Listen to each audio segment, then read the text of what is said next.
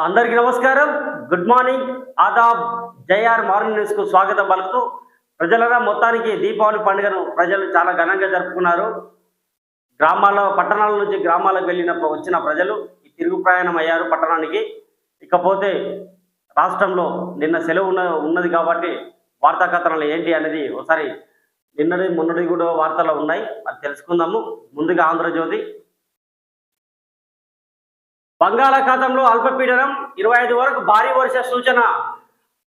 ఆగ్నేయ బంగాళాఖాతంలో మంగళవారం ఉదయం అల్పపీడనం ఏర్పడినట్లు హైదరాబాద్ వాతావరణ కేంద్రం వెల్లడించింది. ఇది మరింత బలపడి రానున్న 24 గంటల్లో వాయుగుండంగా మారుతుందని పేర్కొంది. దీని ప్రభావంతో ఈ నెల 23 నుంచి 25 వరకు రాష్ట్రంలో భారీ వర్షాలు కురుస్తాయని హెచ్చరించింది. బుధ గురువారాల్లో కొన్ని జిల్లాల్లో తేలికపాటి నుంచి మోస్తారు వర్షాలు అక్కడక్కడ కురిసే అవకాశం ఉందని తెలిసింది. గురువారం రాష్ట్రంలోని ఖమ్మం, నల్గొండ, సూర్యాపేట, మహబూబ్నగర్, నాగర్ కర్నూలు, వనపర్తి, నారాయణపేట, గద్వాల జిల్లాలో భారీ వర్షాలు అక్కడక్కడ కురుస్తాయని హెచ్చరించింది. ఈ జిల్లాలకు ఎల్లో అలర్ట్ జారీ చేశారు. జాగ్రత్త ప్రజలరా, ఎందుకంటే గ్రామాల నుంచి పట్టణాల నుంచి గ్రామాలకు పండుగకు వచ్చేటారు కదా, అలా పట్టణాలకు వెళ్లే ముందు బైకుల మీద వాహనాల మీద వెళ్తుంటారు. కొద్దిగా ఆరోగ్య జాగ్రత్తలు తీసుకొని వర్షంలో జాగ్రత్త. మావోయిస్టులు లొంగిపోవాలి, జనజీవన స్రవంతిలో కలిసి దేశాభివృద్ధిలో భాగస్వాములు కావాలి. రాష్ట్రంలో నక్సల్స్ ప్రభావితం తగ్గిపోయింది. పోలీసుల అజయ స్ఫూర్తికి ఇది నిదర్శనం. పోలీసుల సంక్షేమానికి కట్టుబడి ఉన్నాం. కానిస్టేబుల్ ప్రమోద్ కుటుంబానికి 1 కోటి పరిహారం, 300 గజాల ఇంటి స్థలం, ఆ కుటుంబంలో ఒకరికి ప్రభుత్వ ఉద్యోగం. ముఖ్యమంత్రి రేవంత్ రెడ్డి వెల్లడి. పోలీస్ అమరవీరులకు సీఎం నివాళి. ప్రజలతో ఫ్రెండ్లీ పోలీసింగ్, నేరస్తులతో కాదు డీజీపీ శివధర్ రెడ్డి. మావోయిస్టులు లొంగిపోయి జనజీవన స్రవంతిలో కలవాలని ముఖ్యమంత్రి రేవంత్ రెడ్డి పిలుపునిచ్చారు. మావోయిస్టులు తెలంగాణ పోలీసుల ముందు లొంగిపోవాలన్నారు. ఇటీవల అనేక మంది అగ్రనేతలు లొంగిపోయిన విషయాన్ని ప్రస్తావించారు. తెలంగాణ రాష్ట్రం గతంలో మావోయిస్టులు తీవ్రవాద కార్యకలాపాలతో బాధపడిందని చెప్పారు.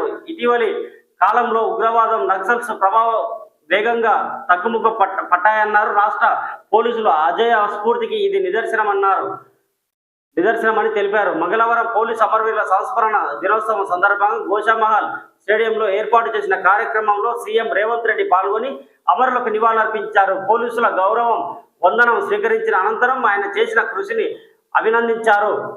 తెలంగాణ పోలీసులు చేసిన కృషిని ఆయన అభినందించారు. మావోయిస్టులు లొంగిపోయిన సమస్యలపై సీఎం రేవంత్ పిలుపునిచ్చారు. మావోయిస్టులు లొంగిపోయి సమస్యలపై ప్రజాస్వామ్యబద్ధంగా పోరాడాలని, దేశ అభివృద్ధిలో భాగస్వాములు కావాలని సీఎం రేవంత్ పిలుపునిచ్చారు. ఎంతో మంది పోలీసులు దేశం కోసం త్యాగాలు చేశారని చెప్పారు. పోలీసులు అంటే సమాజానికి. ఒక్క మాటలో చెప్పాలంటే నిన్న ముఖ్యమంత్రి గారు చాలా మంచి అంశాలు ప్రస్తావించారు. సో మొత్తానికి జనజీవన స్రవంతిలో కలిసిపోయి దేశ అభివృద్ధిలో భాగస్వాములు కావాలని మావోయిస్టులకు పిలుపునిస్తున్నారు ముఖ్యమంత్రి రేవంత్ రెడ్డి. ఇది ఇక్కడ ఏం చెప్తున్నారు, సో ఇది ఒకటి.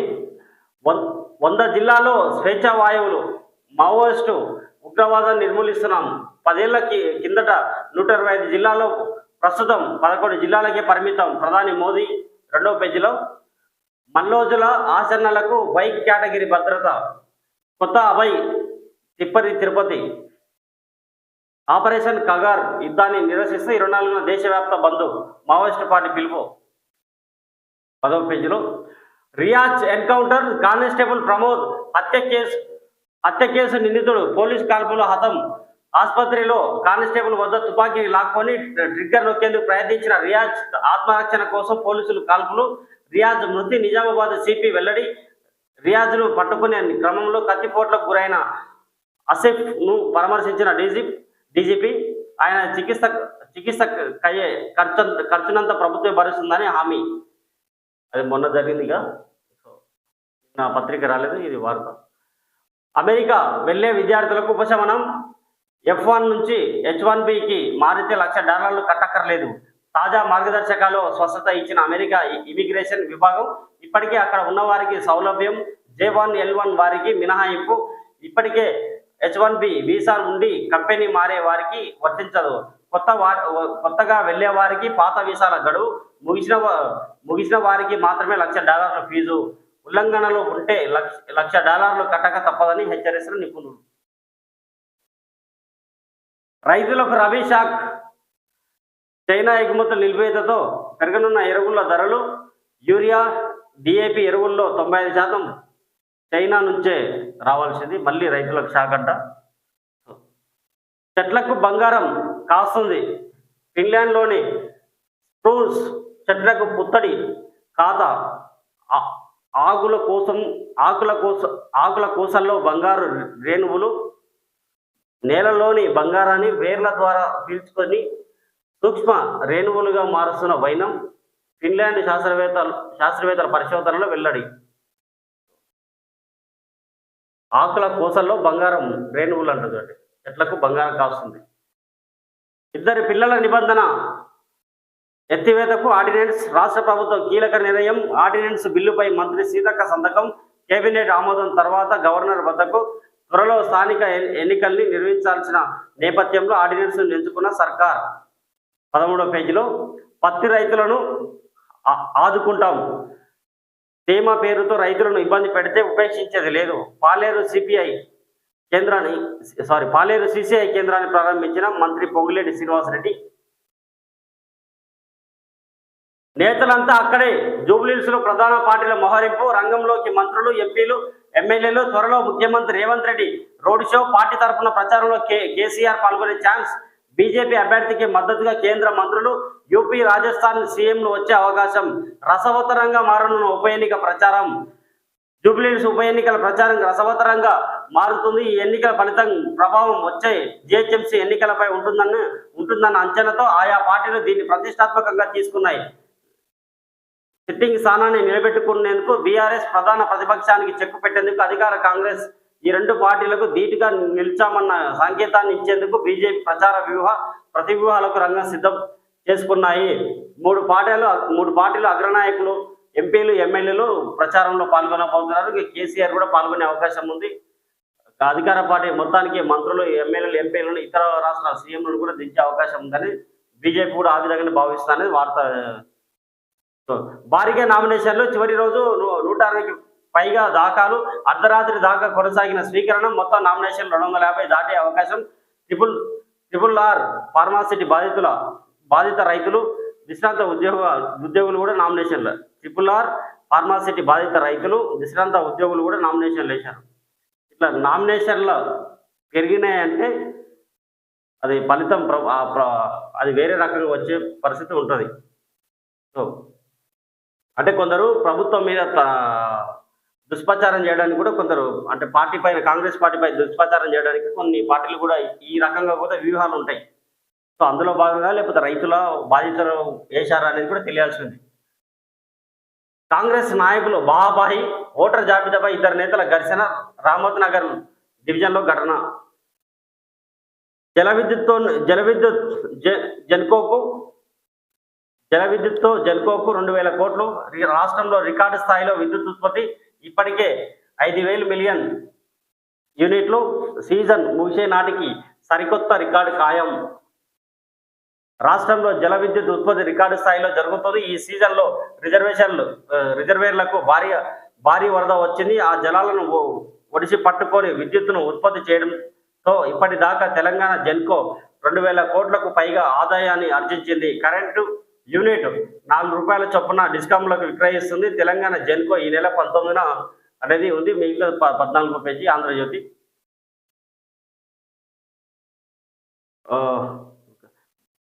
బీఆర్ఎస్, కాంగ్రెస్, మజ్లిస్లకు బుద్ధి చెప్పాలి.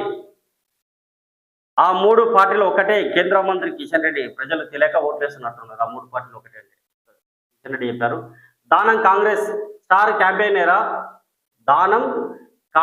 స్టార్ క్యాంపెయినరా? ఏ పార్టీలో ఉన్నాడో చెప్పలేని ఆయనకు ఆ బాధ్యత క్వశ్చన్. కాంగ్రెస్ దిక్కుమాలిన రాజకీయాలకు ఇది నిదర్శనం. దమ్ముంటే రాజీనామా చేసి ఉప ఎన్నికల్లో గెలవాలి. కేటీఆర్. పేదల ఇల్లు కూల్చివేత ఆగాలంటే కాంగ్రెస్ను ఓడించాలి. సీఎం రేవంత్ రెడ్డి. నరకాసురుడు హరీష్ రావు. ఏ సమస్య ఉన్నా నేరుగా నాకే చెప్పాలి.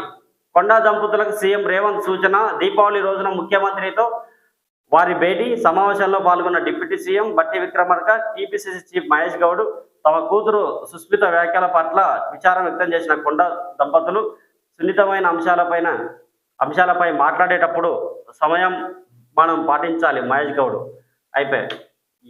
ఎవరో ఏమేమో రాసుకుంటారు, ఏమేమో ప్రచారం చేశారు. అట్లయింది ముఖ్యమంత్రి మీద ఇట్లా ఏమైంది లాస్ట్కు వాళ్ళే ఆమె కూతురు మాట్లాడిన మాటలపైనే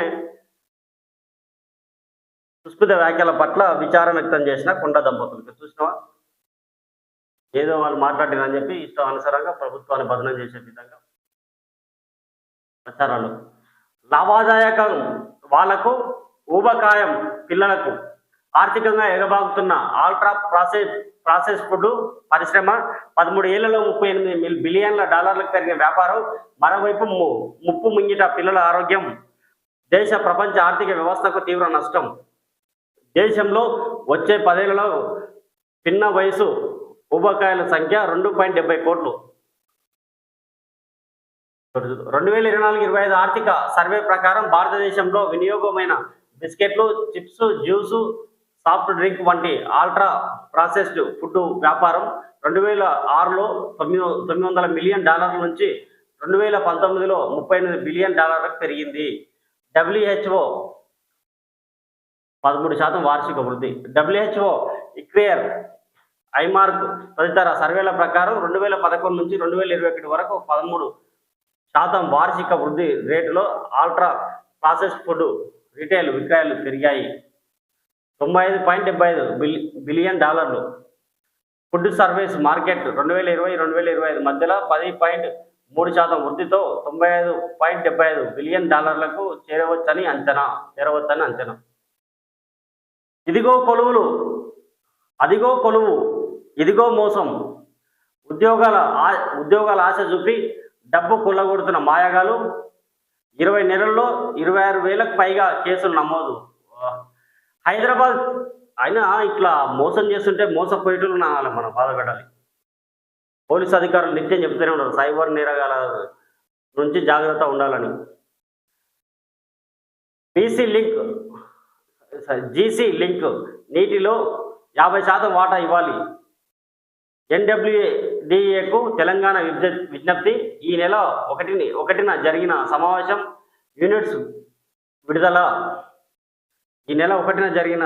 మినిట్స్ విడుదల. పత్తి కొనుగోలు ప్రారంభం. 317 కేంద్రాల ఏర్పాటుకు సన్నాహాలు. స్లాట్ బుకింగ్ ద్వారా రైతులకు తేదీలు. జిల్లా స్థాయిలో పర్యవేక్షణ కమిటీలు. జపాన్ తొలి మహిళా ప్రధానిగా తాకాయిచి కాంగ్రెస్ ప్రభుత్వానికి బుద్ధి చెప్పాలి కిషన్ రెడ్డి. ప్రజా ఆరోగ్యాన్ని గాలికి వదిలేశారు కేటీఆర్. తట్టెడు మట్టి తవ్వలేదు. ఒప్పందం జరిగి 2 ఏళ్ళైనా ఎలాంటి పని చేయని గుత్తేదారు. అచ్చంపేట ఎత్తిపోతలకు శ్రీశైలం నీటిని తీసుకోవాలని సర్కార్ నిర్ణయం. ఇందుకు అదనంగా 773 కోట్ల వ్యయం అవుతుందని అంచనా. ఈ పనుల్ని తనకే అప్పగించాలని ప్రభుత్వంపై గుత్తేదారు ఒత్తిడి.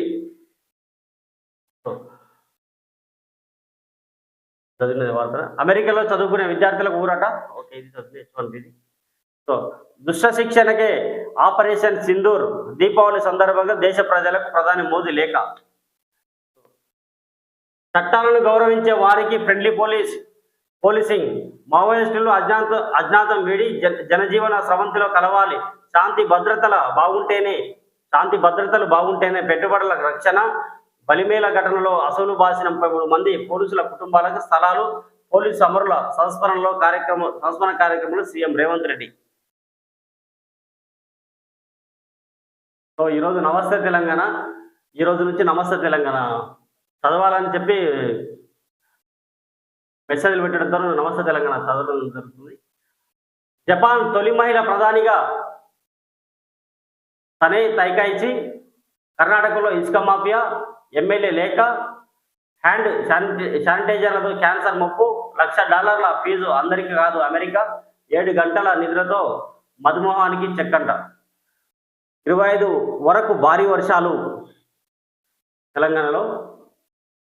కాంగ్రెస్ మళ్ళా గెలుసుడు కల్లా. కాంగ్రెస్ మళ్ళా గెలుసుడు కల్లా. తెలంగాణలో పార్టీని రేవంత్ నిండా ముంచుడు. ఖర్గే వ్యాఖ్యలతో దుమారం.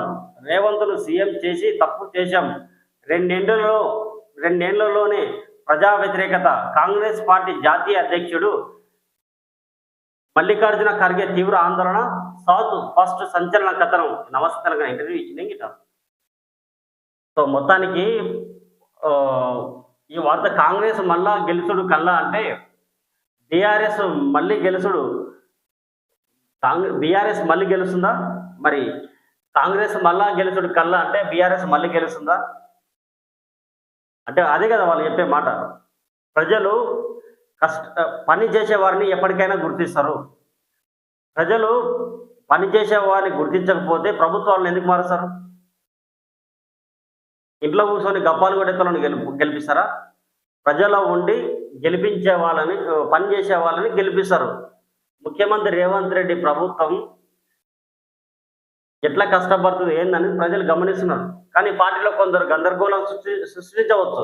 కానీ అవన్నీ కుటుంబ వ్యవహారాలు అయితే, పార్టీ కుటుంబ వ్యవహారాలు అయితే.